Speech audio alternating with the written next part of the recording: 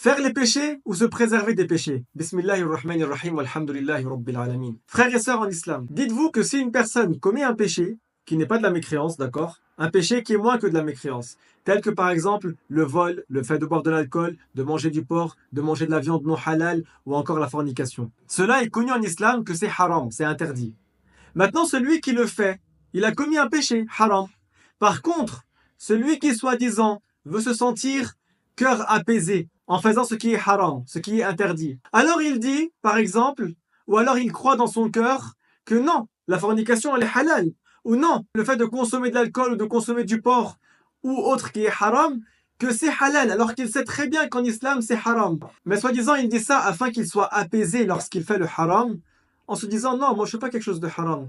Celui-là est sorti de l'islam, il a quitté l'islam. Pourquoi? Parce qu'il a contredit l'islam, il a contredit la religion islamique. Donc faites attention, il y a une distinction entre le fait de faire ce qui est haram, et dans ce cas la personne elle prend un péché, et le fait de faire ce qui est haram en disant qu'elle est halal, afin de soi-disant avoir le cœur apaisé en faisant ce qui est haram. Dans ce cas c'est de la mécréance qui fait sortir de l'islam la personne qui fait ça. Et en plus de ça, donc bien sûr vu qu'elle est devenue mécréante, en plus de ça elle s'est quand même chargée du péché d'avoir fait telle chose qui est haram. Donc en réalité, elle ne s'est préservée de rien du tout. Walhamdulillahi rabbil alamin, wassalatu wassalamu ala rasulillah.